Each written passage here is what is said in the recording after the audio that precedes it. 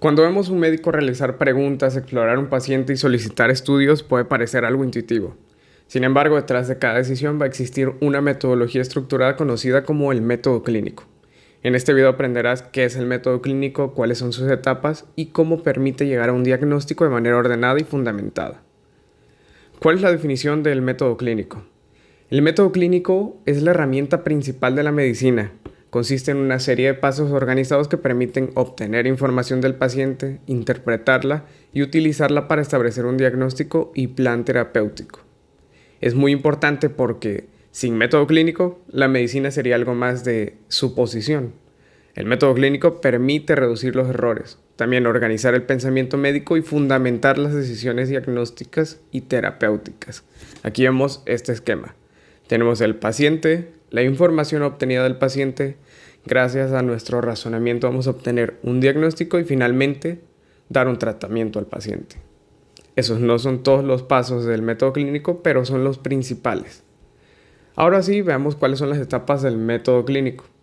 El método clínico puede dividirse en 7 etapas principales que veremos una por una. Primero tenemos el interrogatorio. Como segunda etapa tenemos la exploración física. La tercera etapa es el diagnóstico presuntivo. La cuarta etapa son los estudios complementarios.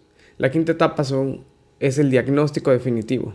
La sexta es el tratamiento y la séptima el seguimiento. Comencemos con el interrogatorio, la primera etapa. Aquí vemos unos puntos clave. En esta etapa vamos a encontrar el motivo de consulta, cuál es el padecimiento actual del paciente, si tiene algún antecedente y veremos una revisión por sistemas. Todo va a comenzar escuchando al paciente. Una buena historia clínica puede aportar gran parte de información necesaria para orientar al diagnóstico. La segunda etapa es la exploración física. Aquí vemos unas técnicas básicas como la inspección, palpación, percusión y auscultación. Aquí vamos a buscar signos que complementen toda la información obtenida durante el interrogatorio. La tercera etapa es el diagnóstico presuntivo. Aquí vemos esta fórmula. Síntomas más signos es igual a una hipótesis diagnóstica. No tenemos un diagnóstico definitivo, pero sí tenemos una hipótesis. Por ejemplo, un paciente con dolor torácico, disnea y diaforesis, podemos tener una hipótesis, un síndrome coronario agudo. Con los datos obtenidos, formulamos esta hipótesis diagnóstica. También podemos llamarla diagnóstico presuntivo. La cuarta etapa son los estudios complementarios. Por ejemplo, algunos estudios de laboratorio, algunos estudios de imagen y algunos estudios de gabinetes. Estos estudios complementarios no van a sustituir al método clínico, pero se solicitan para confirmar o descartar hipótesis diagnósticas previamente planteadas, porque pueden haber diferencias entre lo que nos dicen los estudios y nuestra hipótesis. Por eso es muy importante los estudios complementarios junto con una buena historia clínica.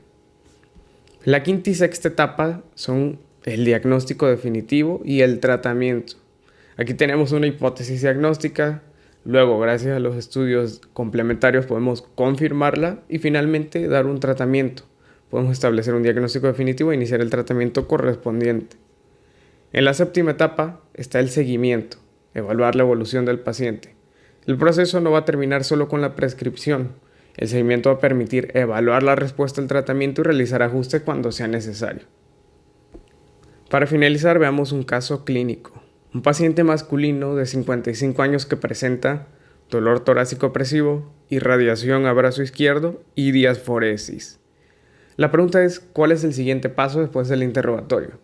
Si ya vemos el método clínico, tenemos una respuesta clara, que es lo que sigue la exploración física. Observemos cómo cada etapa va a depender de la anterior.